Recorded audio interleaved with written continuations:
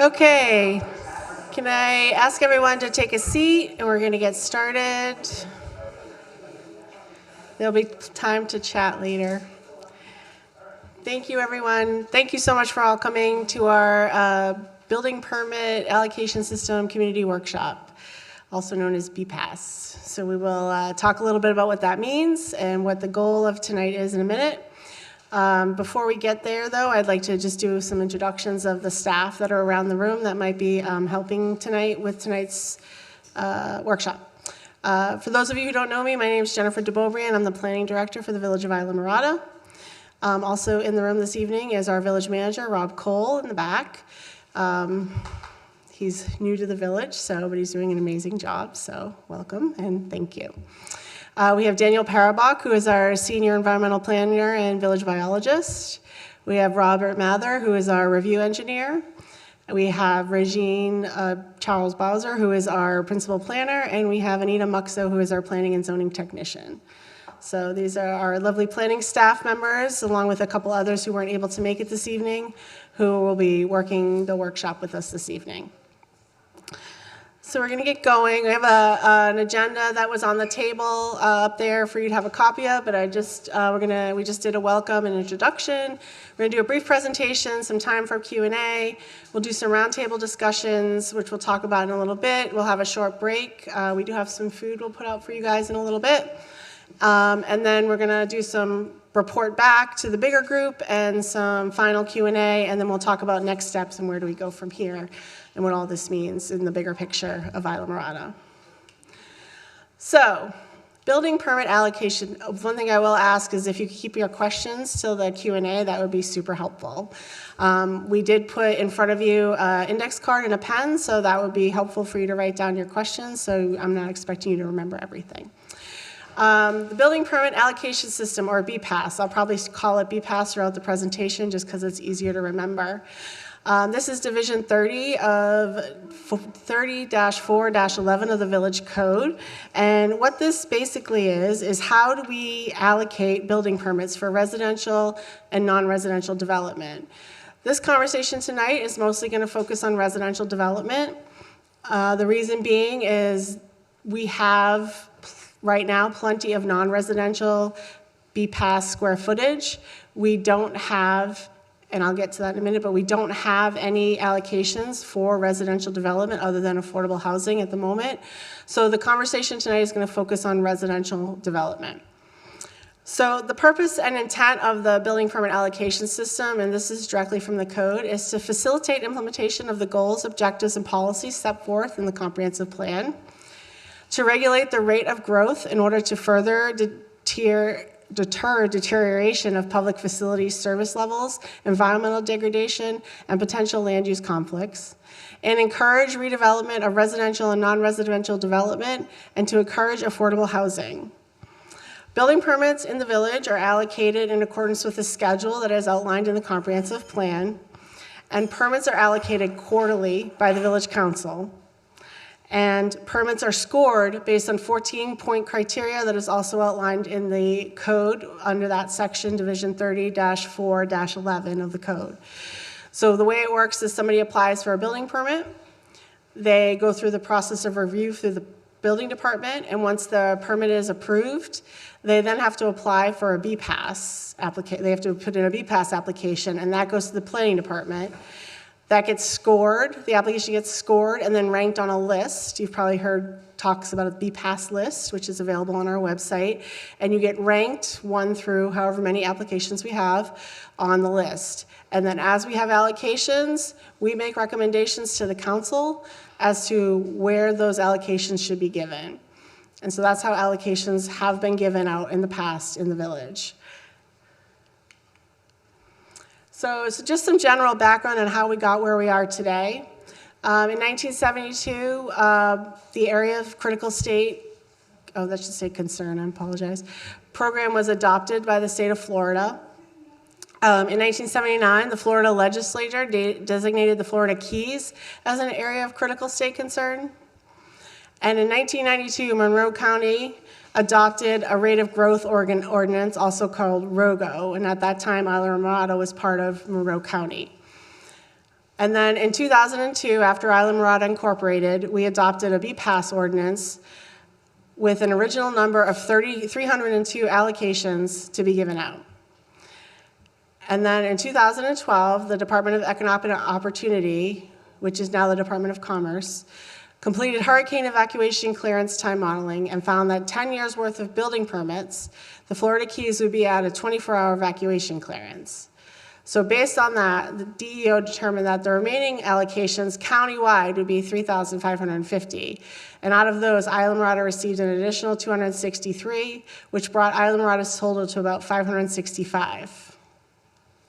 And then in 2017, the village also entered into what's called a 380 agreement with the Department of Economic Opportunity, Monroe County, and the cities of Key West, Layton, and Marathon, in which the village received an additional 10.25 allocations.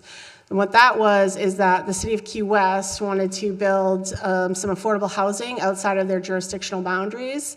And in order to do that, they had to offer something up to the rest of Monroe County and the other cities.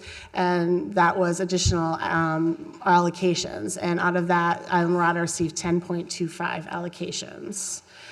I know 0.25 sounds a little weird, but in some of those cities, they utilize 0.25 allocation for points and different things. So we don't do that here in Islamorada, but that's how that happened. Okay, the next slide. So this reflects sort of our current BPAS situation here in Islamorada. Currently, we have 3 market rate allocations available. Those are 3 that are from the Key West 380 agreement. We have 10 affordable allocations available, and we have 300 early evacuation affordable allocations available. Those early evacuation affordable allocations were made available by the state with additional restrictions and requirements for additional early evacuation times than the rest of the allocations. So they have specific restrictions on them when somebody wants to apply for those and be used. We received 300, we have not issued 300 yet. At a meeting previous this year, the village council reserved, I believe it was 165 for village use. So we have 165 sitting in a bank for village use. We have 23 administrative relief allocations, and what those are is when somebody is allocated a permit, but then doesn't pick it up and pay for it after so many days, that goes back into the pool of administrative relief and can be allocated for administrative relief. In order to qualify for administrative relief, you have to be on the BPAS list for 4 annual allocation periods, which roughly equates to 4 years. You have to be on the list for roughly 4 years. And then you can apply for administrative relief, and the council may grant you the permit. They may offer to buy your property, or there's a catch-all phrase that they may do something else, but we have yet to figure out what that something else is. So we have 23 of those left. And we have 54 permits in the queue or on the BPAS list right now. The Village Council has adopted a temporary moratorium on market rate BPAS applications that will expire in February of 2025. So currently, no new BPAS applications can be submitted to the village until at the earliest February of 2025. The Village Council has decided that we wanted to take a pause on accepting new applications so we could have these conversations, so we could study where we're at and figure out the best course forward. And so they adopted this moratorium. It was originally to expire this coming month in August. They did an extension for an additional 6 months, so it will expire in February of 2025. They have a second reading on their agenda for August 8th, 2024 for a temporary moratorium on administrative relief applications that they've already voted approved first reading on. That will be on for second reading next week. For similarly same reasons, to do a study on the administrative relief applications to see what the best path forward is for those applications as well. So we're looking to have these conversations. We're having ongoing conversations about BPAS, administrative relief, affordable housing. We've also gone out to RFP for an update to our comprehensive plan in the village. We're bringing the proposals and a recommendation for a consultant to the council next week as well. And we're hoping to kick that project off in the next few weeks. And that will also help this conversation move forward as well. So we have a lot going on in the planning world in Islamorada, and these moratoriums are certainly giving us some breathing room to help that process. So that's the current BPAS situation here in Islamorada. All right, so in 2023, the Department of Commerce, which again was formerly the DEO, and the Division of Emergency Management ran an updated hurricane evaluation model based on the 2020 census and other relevant data that they used. You may have seen they did some local meetings, they had some surveys, they did some stuff mostly last summer into last fall, and then last winter, I believe it was, they submitted a final report of their findings, and this clearance time summary came out of that. And this is what this column right here, the second one in, that says Florida Keys, including Key West, mobile homes in phase 1. This is the column that has been officially adopted by the Florida legislature in the last legislative session. Under this new evacuation model. So this is the column that everybody is sort of looking at now. When they did the report, all these other columns were potentially in play, and each community was asked, like, how do you want to see us look at these evacuation times?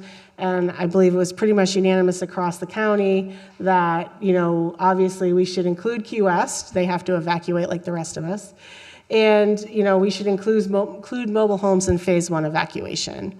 So the state agreed, and these are the evacuation times that we're looking at right here for the updated modeling. I know that people who have seen this chart before look at this right here and get concerned. So just to update you on this a little bit, this was an original number that came from I don't know how many years ago when the state asked the county how many vacant lots there were, and there was something like almost 8,000 vacant lots in the county.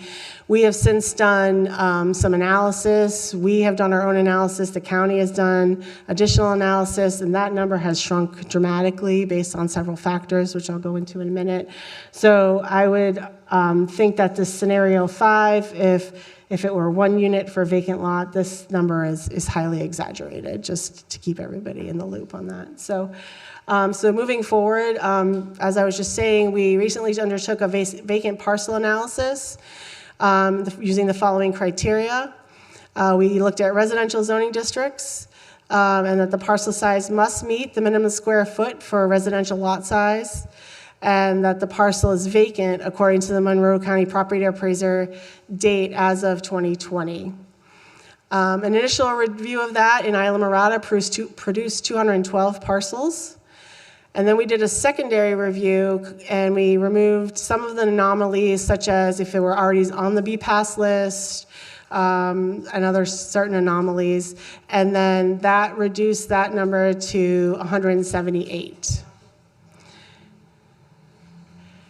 So staff is continuing to look at this list and ways to reduce the number of vacant parcel liability, but for now, 178 is roughly the number that we're using as vacant parcels that are not currently on the BPAS list that potentially could need an or want an allocation. I shouldn't say need, want an allocation. All right, so ROGO BPAS. As you may remember in a previous slide, the Monroe County uses the phrase rate of growth ordinance. We use BPAS, so that's why it's ROGO BPAS questions. The entire conversation is being led by Monroe County. They've been doing surveys. You've probably seen some of those come through your email or your social media feeds. They're also doing, in-person workshops like these and conversations at the Board of County Commissioner meetings. Those are being led by Kimberly Matthews and the planning department over at Monroe County. In order to inform their conversation, Islamorada has decided to do this, to have local conversations, to do our own local surveys, to get the feel for what we as a village would like to let the county know what we would be looking for, if anything. You know, sometimes our voice might get lost in the bigger county conversation, so this is important for us to have our voice heard. We already sent out one survey middle of July, and it was more of a demographic survey to get the feel for who's out there, who's listening to our surveys, and how they want the information received. We're getting ready to send a second survey out with some more in-depth questions on Thursday. So look for that on the social media feeds. And then this is our first workshop that, you know, is to give you sort of some basic information and to start the conversation. And then we're going to have a second one, so I believe it's sometime in August, to dial down on some of the information that we hear from this survey and from this meeting. The Board of County Commissioners will like to make a decision at their meeting in December. And we would like to provide input to them at that meeting. And so we would need to have a report to the Village Council for its October meeting in order to do that. So this is sort of a quickened, shortened timeline, and that's why everything is like coming at you super fast, meetings, surveys, but we're trying to get all this information to the council so that they can make a decision on how to proceed, giving the county the information that they need. And just some of the questions to think about when you start talking in your smaller groups and generally over the course of the next couple weeks. The questions that we would like to look to answer is, do we want more allocations? Yes or no? If yes, how many? And what kind? Market rate, affordable, both. So those are just some of the general questions that we're going to be thinking about. We want you to be thinking about. And that's sort of where we're at. So next steps for tonight will be some general questions on the presentation or just feedback in general. We're going to have a breakout session. I know some people don't like to speak in larger groups with a microphone. It can be intimidating, so that's why you're sitting at a small table. I just asked one person to be the recorder for the group. There's a legal pad in front of you if someone could take notes for the group, and then we're going to report back later. You know, it's an open, flowing conversation. We want everybody to have an opportunity to say what they feel or I don't want anybody to feel like they don't have an opportunity. So, you know, if you're not feeling like you're heard at your table, there's some empty seats. Feel free to get up and move around and choose a different table as well. So we're going to start with, can one of the staff grab the wireless mic so that we can see if you have a question about the presentation or a general comment and you want to raise your hand, we'll call on you. I would just ask that you try to keep it to like 3, 4, or 5 minutes so that we let everybody have a turn to speak. Yes, when Daniel gets it working, we're going to let Alina go first. Thank you, Jennifer. Alina Davis. I haven't heard anything discussed about our infrastructure. Mm-hmm. You know, when we talk about BPAS and more market rate allocations or affordables, we need to carry the water, we need to carry the sewer. Can the roads carry us? Are any of those issues being outlined? Is there any concern about those issues? Absolutely, yes. Those are being considered in the bigger picture and will probably be part of the conversation at the second workshop. This one, I wanted to get more of like the general what is BPAS conversation out there, because there are people that come to all the council meetings and know what BPAS is and are in the know, but there are also people that don't. This meeting is being streamed live. It's going to be recorded, so there'll be opportunity for people to understand these questions. So I wanted this meeting to focus on that. The survey that's coming out on Thursday will have some of those questions in there for people to express, you know, what are you most concerned about as far as infrastructure? Where do you think we need to focus our concerns on? So look for that in the survey, and then the second workshop will have much more in-depth conversations about that.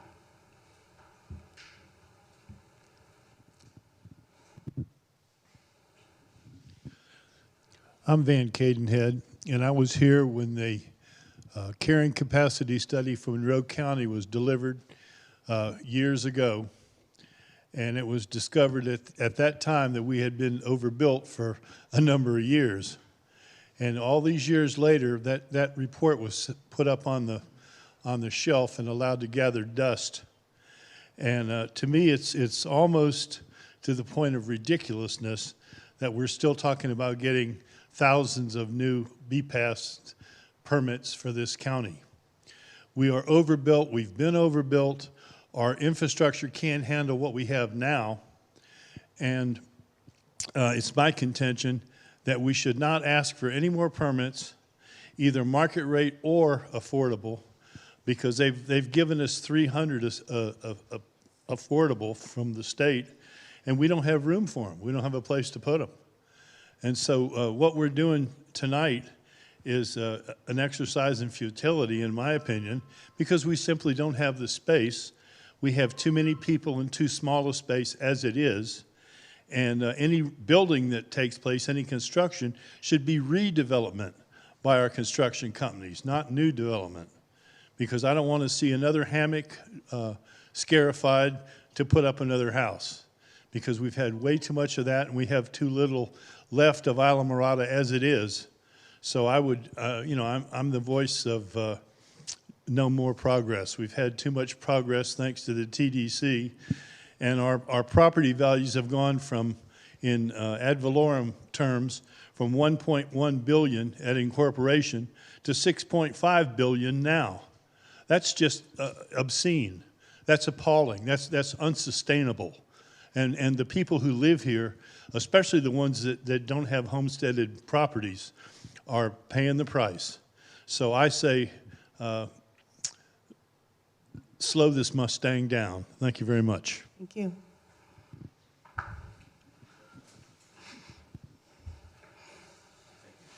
Stay here, because it's your question.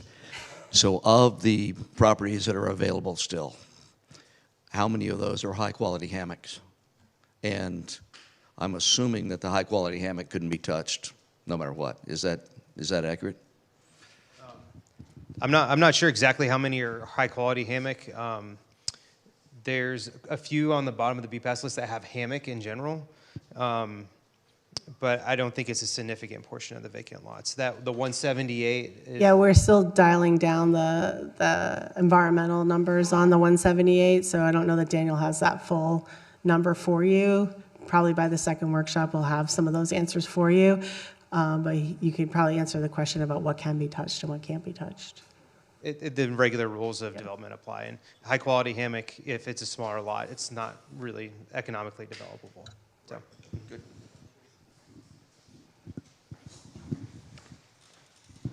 Thank you for this opportunity. Ty Harris, 110 Plantation Shores Drive. So I think one of the fundamental questions that this group and the village have to answer is, what's the strategy behind taking additional BPAS allocations?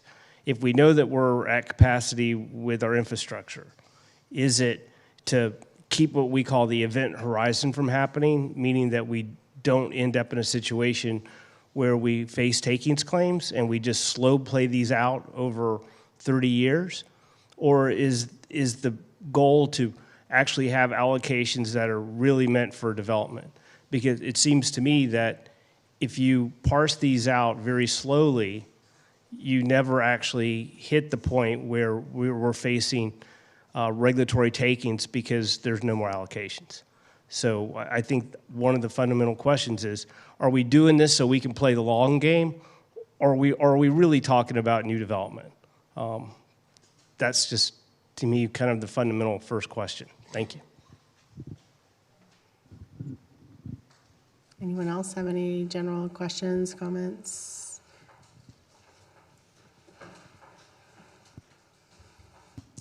Can you explain to me the early outs and how is it enforced? And is that counted in the hurricane evacuation? Or are we just pretending like all those people are going to go out early? I mean, because I don't think they're going to.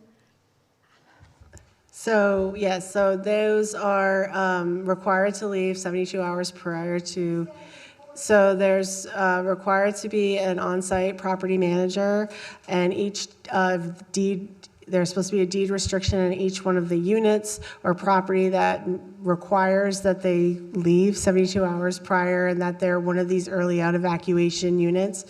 I understand the concern that, a lot of things get put in deed restrictions that may or may not get enforced, but once it's in a deed restriction, if it's not getting done and we know about it, we can then kick people out of their homes or tell the property owner, you're not following the requirements and remove the allocation, or there's things that you can and can't do. We haven't issued any of them yet. We haven't done any of the deed restrictions. We haven't put any of that language in. I don't want to speak on behalf of legal because I'm not a lawyer, but I'm sure there are things that we can and can't do in that regard. What was the other part of your question? I'm sorry. Who's going to enforce that? Because these are the people that are putting up everybody else's shutters. And so, so after the hurricane is over, we're going to do something to them whenever the road is going to be, the hurricane evacuation thing, we can't ignore that. Right. I've lived down here since 1969, Mm-hmm. and it is unbelievable, the road. Yeah. How do we even put any more cars on this road, and a house gets at least 2 cars? Well, I think that is part of the conversation. I think if you look back to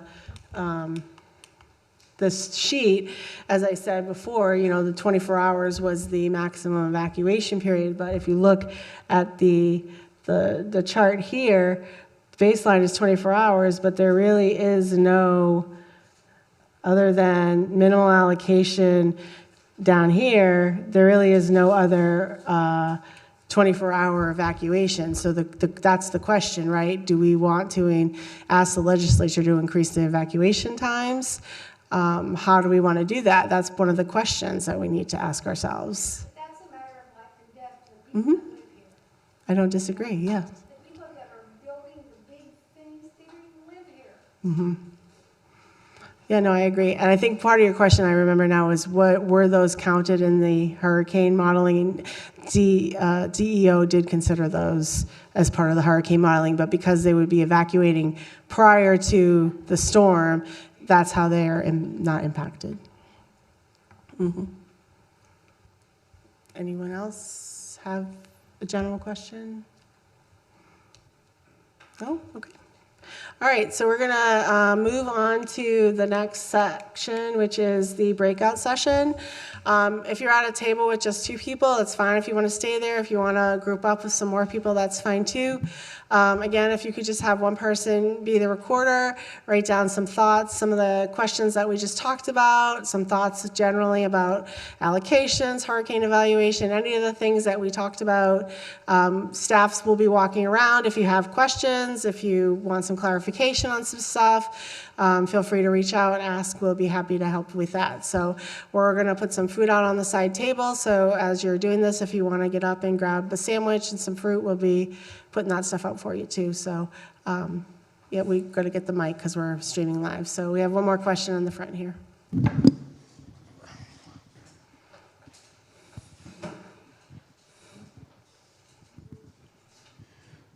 Everybody knows there's a traffic problem. Everybody except the county commission, which has recently refused to accept the 2023 traffic recount and have declined to update it this year and may not update it next year. You don't need a traffic study. You're used to the bumper-to-bumper effects. It affects everybody of all inclinations and all persuasions. The reason that and by the way, for those of you who don't know me, I have all these documents, and I read them all a couple times, and I'm an engineer by training. The 3 segments of the traffic count that was submitted and was not officially accepted rated the 3 Islamorada segments as service level D, which by state law and regulation means no reserve capacity. If they had accepted it, those regulations would have required that they stop issuing development permits unless a developer could prove that they were going to do something to reduce the traffic impacts. I'd like to know what they were smoking when they thought they could do that. But that's why. Because it would have required him to face the reality that we in the Upper Keys suffer the most. You should also know that the presentation that Kimberly Matthews is doing, which I have observed personally, is to be the most charitable, seriously misleading. Example, she openly declares that the threat of takings lawsuit losses will exceed $1 billion. Okay? At the recent county commission meeting, when citizens raised this, the county attorney admitted that that was a bogus figure that represents not the couple thousand remaining buildable lots, but all 8,000 plus of the platted lots that are on the record, and that it was done to leverage the state into giving us more money to buy sensitive lands and so forth, and it should not be used in public presentations. It scares the crap out of everybody who hears that. She also said, although there have only been 5 takings cases losses so far, and she stated that those guys all got $200 million, and that justifies the $1 billion calculation. Well, the fact is that's what they asked for. That's not what they got. They got couch change compared to those original asks. There's simply no record of those takings cases for lots of legal reasons. My lawyers, if they have in the past, are updating the legal presentation that will cite cases and so forth. They said that's just not how land use law works. The dreaded Harris, there's only been a couple of Harris losses, not thousands. If people bought property after critical concern was declared, they were of public notice that we're not going to have enough permits for everybody and we're going to run out someday. So hardly innocent bystanders. There are cases to be made for various considerations. And we wouldn't have, when I was elected to the school board, I was the official designee to the Affordable Housing Workforce Housing Task Force. And there are a lot of things we could have done and didn't do, alas.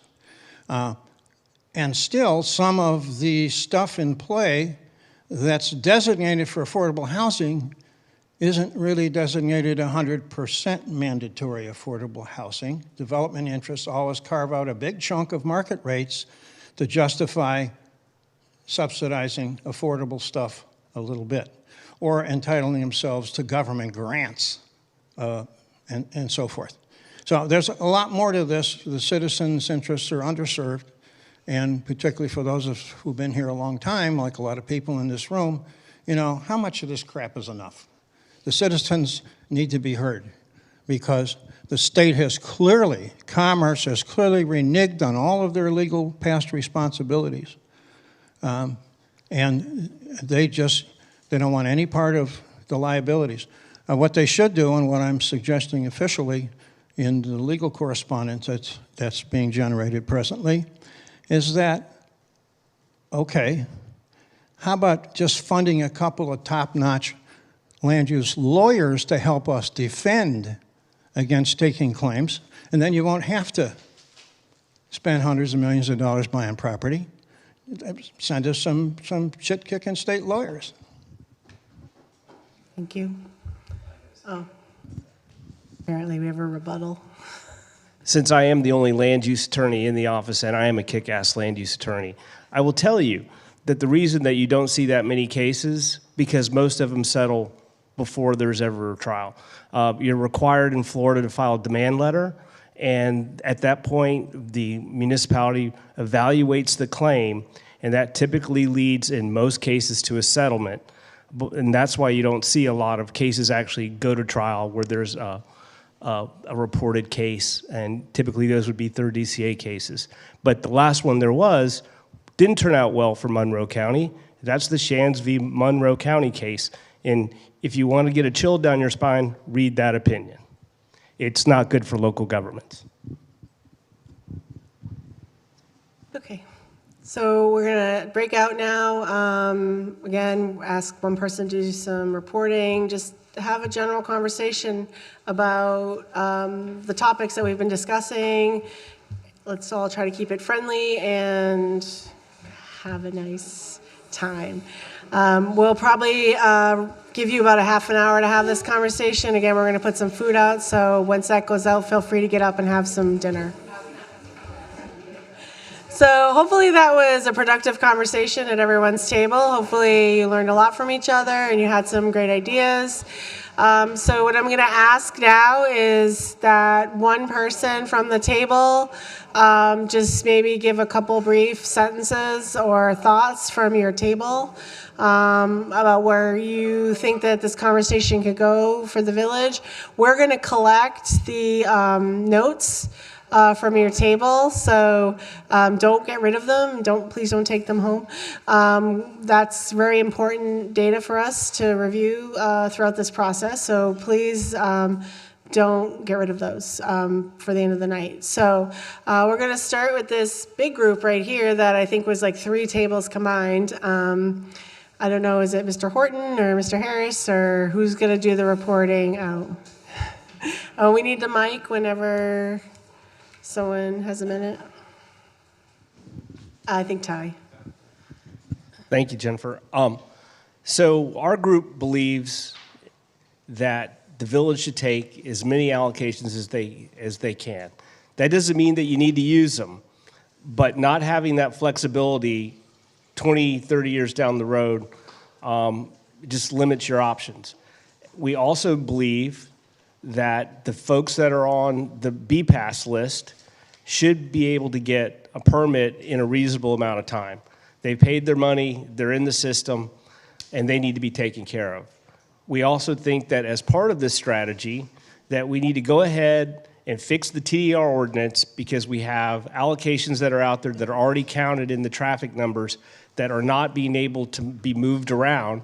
And what we're seeing is a rapid increase in the price of those building rights. So if we ever do hit a takings lawsuit, you're looking at the value of the property and the value of the building right, which last summer was $200,000, and now is getting closer to $500,000. So that just adds more injury and more misery to the whole process. We also discussed that a lot of the traffic issues that we see in Islamorada are really a symptom of pass-through traffic that's going to the large number of vacation rentals in Marathon or going down to Key West. So not quite sure how we would address that, but our table feels that most of those traffic issues are not generated by Islamorada. Did I miss anything? Okay, that's us. Thank you. Thank you. So then the table behind there, who's your spokesperson? Did you pick one? So we discussed the difference between affordable and workforce housing, because really, what is the difference? The difference is workforce housing, a certain percentage of their income has to come from Monroe County. So affordable housing, they can live in Monroe County, but they can work anywhere they want. Correct. Or be retired, correct. Okay. So on affordables, like WetNet, we're supposed to get, as I understand, because I had some friends that live in the Woods Avenue project, and so they're supposed to have some sort of review, annual review, to make sure that they still are affordable that are living there. Yes. Is there a system in place for that? There is now. We had a consultant that was supposed to be working on that, and that was sort of falling through the cracks for a while. The planning department has taken on that role, and this summer has sent out letters to all those people, and we've given them I forget, Anita, do you know the date off the top of your head when they're due back?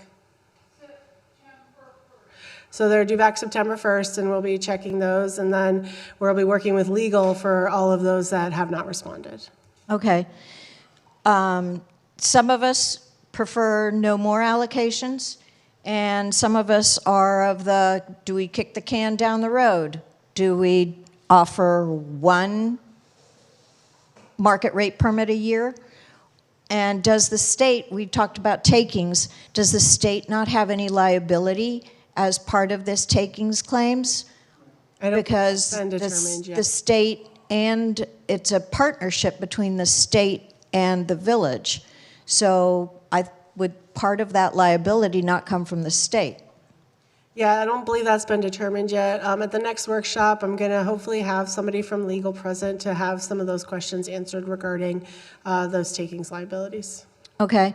And then as we talk about evacuation, perhaps something that should be considered, and it probably should have been considered a while back, that any new government or, say, a school building or the fire station that was built brand new, should those not be Cat 5 shelters? So we can shelter in place. You know, I mean, we know that not everybody is going to get out of here. Let's just face it. It's just the facts. So those are the items that we discussed. Thank you. We'll go up front here. I don't know who from the front tables. Thanks. So we had a nice conversation, and thank you for the presentation. One of the first, we were thinking about this conversation in terms of how to gain more participation in the process, and one of the things. Can we be respectful of everybody, please? They were respectful of you. Excuse me, in the back. So one of the things we were hoping for was to get more people involved in this conversation is to have an even simpler explanation of this topic and what BPAS is. And because I know that the people in this room live and breathe this stuff, but I think a lot of people don't. But it's absolutely important for their own livelihood. So we were hoping for probably it's hard for you since you're an expert, but super simple explanation of the subject, and then a really simple graphic about the numbers that we have, how many permits, how many are we currently working on, and as you did, you provided how many, what are we dealing with, how many lots are open. So then we got into a good conversation about how to answer this question of what do we want.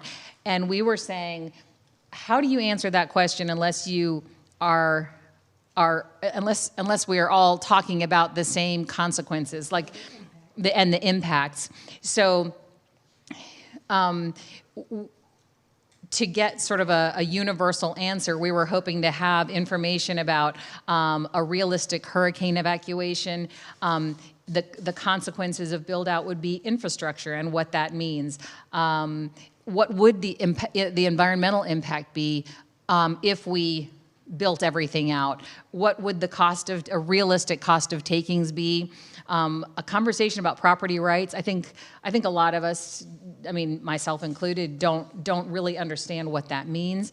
And then also an analysis of the traffic situation. So then with that information, we could say, well, what do we want? And what we were thinking about at this table is, can we ask, the question was, do you want affordable or market? And we said maybe there's something else we could ask for, which is what we're calling workforce apartments. So that and I think Judy used the terms, we increase density and height by changing code and, getting creative and having the village help support this so that all of a sudden we can bring affordable living space to our community to support this amazing place. Did I miss anything? So I think that last point is, can we bring another option forward? Because what we're doing is asking a question with terms that we've always been using, but maybe, as Judy really sort of suggested, can we broaden? Can we make up a new category and maybe say we want something else that we don't have currently, which I think is pretty cool. All right, anything else? That's it.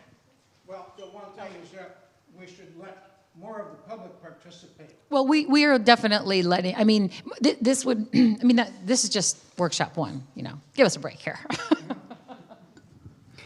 And to that regard, I'm open to suggestions on how to get additional people to participate.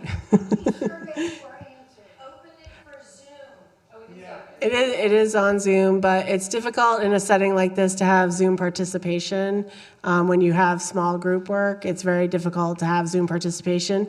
But it is viewable by Zoom this evening. It's. No, they said it was only on the website. Oh, I apologize. It's streamed on the website, YouTube, and yes, it is on YouTube, Frank, isn't it? That's not what the announcement said. It's on YouTube and cable television, and there's a banner on the website directing people about how to find the live stream.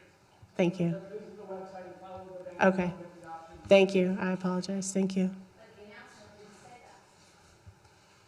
We'll take a look at the announcement. It did have changed because one of the things was the internet was supposed to stream to our website, but when we went in today to try and do it, the website for Civic Plus was down and they couldn't do it.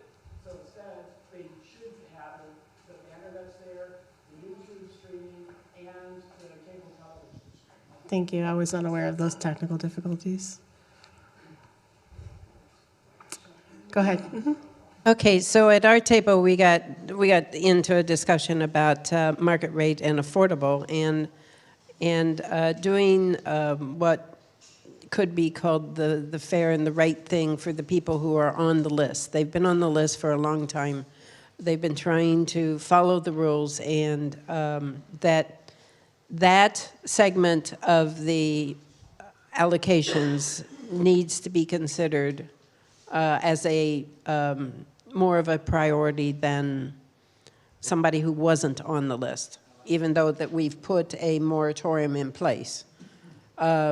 They didn't, the other segment of the population didn't take the initiative to go ahead and try to do something. We also got into discussion of how we ended up with so many on the list, and not enough, but that's just the way it happened. We also talked about that we do, it's kind of on your category of discussion. We would like to see some more affordable, but to restrict it more to essential workers in some fashion, because the 300 units out, those are, it's not very easy for them to be the police and the fire, because we need them here later than the 300 out it will allow.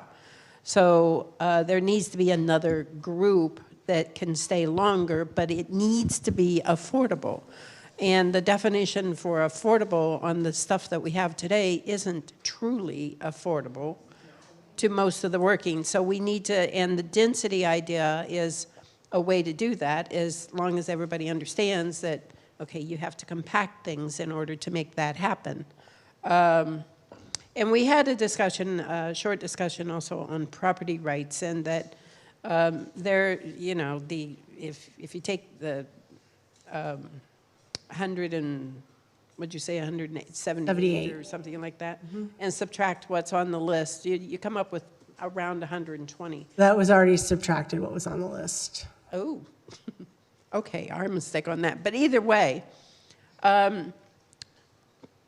those people need to be qualified in some way. They bought a piece of land. It depends on when they bought the piece of land and what they want to do, but they did buy a piece of land, and either something has to be bought, they need to be able to build, something needs to happen, and that's the difficult question. Just Did I miss anything out of our group? Did I get it? Just to answer that little piece of it, in part of our analysis, we are doing some beneficial use determinations on those lots, because some of them do have opportunities, like some are on Tavanero, where you don't need to have a principal structure. You can do a accessory structure, a hangar on the airport. Some are owned by HOAs that have no buildability. So there are some beneficial use determinations being looked at the moment. So we are undertaking that. So this group didn't discuss it, but I would also suggest that maybe something needs to be looked at as in appropriate places, residential lots, being able to do commercial activity of some sort in appropriate places, not in neighborhoods. There are lots that's along US 1 and stuff. I think that's a conversation for a different workshop. I'll just shut up at that point. Did you're good? Okay. And then I heard a question over here, how many responses to the first survey? We had 388 responses to the first survey. So not the best responses, but it's better than 24 that are in the room tonight. So. No, that's how many people responded to the survey. We use SurveyMonkey, and they calculate all the people that respond. Some people were able to submit emails if they wanted future notifications. I don't remember how many actually submitted emails, but the total number of responses was 388. Mm-hmm. Does SurveyMonkey sort out the dupes? Yes, yeah. And we had the first question, I don't know if anybody took the survey, but the first question was, do you live in Islamorada? If you answered no, you were kicked out, so. So did you have another question, or? He denied. He declined. He was a table of one and didn't want to end. All right, so before I move on to next steps, does anybody want to add anything else that your group covered that you didn't feel get expressed, or any additional questions or comments? Yes. Well, yep, after Van. Well, Van's got the microphone, so let Van go. Yeah, we do need the mic because it is being streamed. So, at this table, we decided that affordable housing was not $2,500 a month, which is where the wet net is now, and that was supposed to be affordable housing back in the days when they made the deal for the abandonment of De Leon Avenue. And I think one of the problems that we've had is with the Habitat for Humanity, which has insisted up to now on building 3 twos, which you're talking about $2,500 a month. That's not true. Well, that's true in the wet net, but I understand that, but the things that were built across from the OV are not 1-1s. 1-1s are what is required for our workforce and affordable single and couples that work in the tourist industry and the bar industry and the hotels and whatnot. We're not turning loose from the village. We had an opportunity at meeting before last to have 8 1-1s built by Habitat for Humanity. They finally turned around and said, we'll do this on Gardenia. And for some reason, the discussion got moved down the road to a larger project in another place. And this, we could already have 8 1-1s under construction if we had just made a decisive move at that point. And that's what, I don't understand why we didn't do that. I don't understand why we don't make it a priority that any land that we give, any public land we give to anyone, especially Habitat for Humanity, they should be trying to help us, not make money on a 3-2, which, a lot of that, I realize that not all of their projects are that. Some have been a mix, of other things. But 1-1s are what we need. That's what we should be looking for to assist the working class people of Islamorada. You can't have a busboy or a waitress or someone who works in the hotel and restaurant industry pay $2,500 a month. It's just not feasible. That's not affordable housing. Okay. All right. Well, okay. Well, I think I've made that, concession that they're not all that. But every time we give away public property for affordable housing, it should be for 1-1s to address our problem, not 3-2s to satisfy whatever financial priority the builder has. Here's the mic. Thank you, Van. All right, I think Carla and Don had something to add. Okay. I had a question, but after Van's comment, I'm on the board of directors for Habitat for Humanity, and so is Tony Hammond. The business model for Habitat is to provide housing for families, and that's why we build 3-2s. We, as Habitat in the Upper Keys, have been allowed an exception by the international organization to do some rentals. So that's why we do the rentals. But the business model is to get that nurse and firefighter husband and their 2 kids in a home that are going to live here, work here, raise their family, and be part of the community. It is a section of affordable that is needed in the community. And then, to your point as well, yes, we do also need the workforce. And that's where my question comes in. You had made the comment, Elizabeth, from your table about rentals. And I thought the 300 that we got from the state were the early out, the 72-hour early out, but didn't they have to be built in multiples and they have to be rentals? They can't be homesteaded? Yeah, they're rentals and they have to be in at least 2 or more. So And then also have a property manager and make Correct. sure that they do the early out and Correct. they monitor the income and everything else. Correct. So I think we already have those allocations, right? The 300? yes. What we were talking about is sort of envisioning a different model where we talk about height and density in the smaller spaces. It's something we don't do right now. There's no. Yeah. Okay, so we have the 300, but you're talking about the way to build those 300 is to compact them in. Okay, that was my question. I just want an explanation for that. Okay. We were talking about, the possibility of having that possibly subsidized by our village. This is something we don't do now, but it could, like the rest of the world does, if they have apartment buildings. Okay. Don? So years we've talked about this issue that Van brought up. We've talked about building 1-1s. We've talked about making it workforce housing and not quote-unquote affordable housing. For years, I've talked to the village hierarchy about forming some type of private-public partnership, which has failed to happen at this point, and we continue to whack-a-mole and talk about what we need and what we want, but we don't take that step forward to make that happen, and that's something we need to do. We need to take a look at our permit fees. We need to take a look at our impact fees. We need to take a look at our sewer assessment fees when it comes to affordable housing units.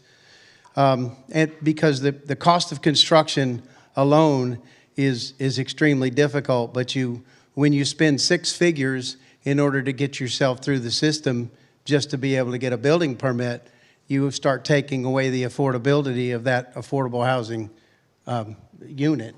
And that's exactly what it costs in order to build a fourplex. You are spending 6 figures with sewer assessment and permit fees and all of the other requirements and the duplicative requirements that are out there in order to get your way through the system. So we need to think really inside the box of how we're going to help these affordable housing units. That's one issue. Another issue we talked about was our infrastructure.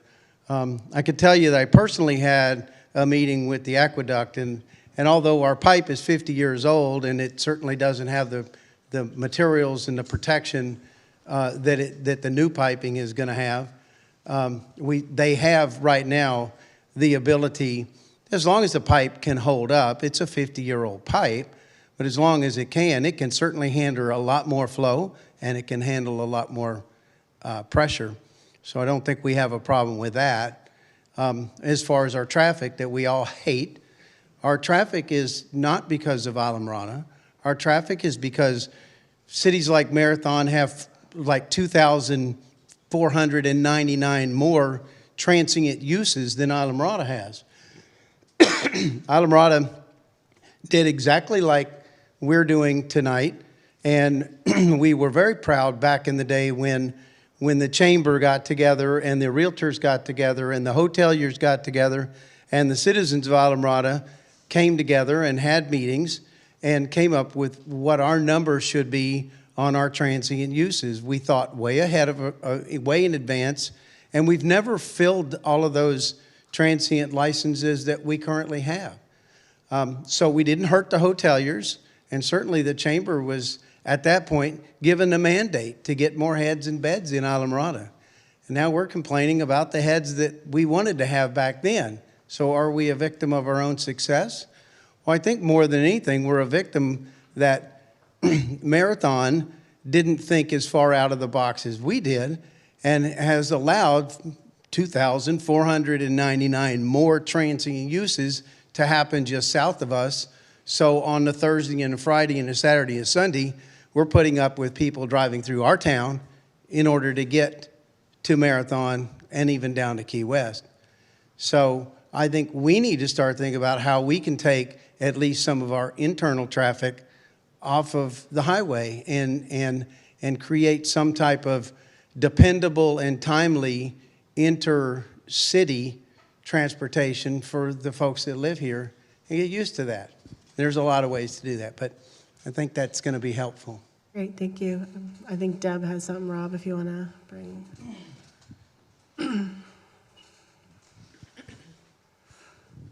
So I was going to comment on the fact that a lot of 3-2s were built, and Habitat's program for families is perfect for 3-2s. And some of the other stuff that was built was 3-2 was because the state and the federal government gave subsidies, and if you built 2 2s or 2 1s, you got one figure, and if you built 3 2s, you got more to help you build it. And here in the Keys, you look for all the money you can find. It's what Don was referring to. It is very, very difficult to build those affordable units. And so you look for any of the money you can find, and so you make 3 2s. The 3 2s can be turned into, bedrooms. They can share apartments and make it more of an apartment atmosphere and stuff in certain locations. But the feds and the states aren't helping the fact that why 3 2s got built. It is known that the smaller, most people don't want to share apartments these days. In the old days, we all lived with everybody. It was one great big happy family. There's houses that had 20 people in it. In today's world, many people want their own space, their own house, their own car, their own garage, their own space on the road. And so that's where we stand. So I just wanted to get out there that federals and the state government give subsidies for 3 2s that are much more money than, it's almost double compared to the 2 2s, or used to be at least. Thank you. Okay, so just a couple of housekeeping things before we go to next steps. Again, don't get rid of your notes. We're going to collect those. Also, on the note cards in front of you, if you have additional ideas that weren't captured or you thought of something while people were talking and you want to fill those out, you can leave those on the table as well. We'll collect those as well. Obviously, the more information we have, we better. My contact information is here. I also, on the back table behind Anita, I've put some business cards. Feel free to take that. Email me, give me a call. I'm happy to answer any questions. Back to next steps. So again, as I mentioned earlier, survey on Thursday, August 1st. The second survey will drop. Please look for that sometime Thursday. It might not be first thing in the morning because we're still fleshing out all the questions, but we'll drop definitely on Thursday. Then we will let that run for 2 weeks. We will then collect all that information. We'll look at this information. We'll synthesize what we have. We will put together a second workshop sometime in, I was just looking at the calendar while people were talking. It looks like it's probably going to be somewhere around the last week of August based on the budget cycle and the county election, primary election that's happening on the 20th, and when we can have this room available to us. So look for that. We'll start posting that as soon as we have a date set for that. And then after that, we're going to see if we need to have more workshops or if we have what we think we need, and we'll make some updates to the council at their meetings and hopefully bring a final report back to them in October. Again, we have a bunch of planning stuff happening in our department. If you go to our planning department webpage, there's a project timeline Gantt chart that shows all the ongoing projects and discussions and their timelines. Feel free to take a look at those. If you have any questions or want to be part of those discussions, we're happy to have you. Please participate. The more participation, the better the discussions are. So thank you for attending tonight. I hope it was beneficial. I hope you enjoyed it. And again, if you have any questions, we're here. So thank you.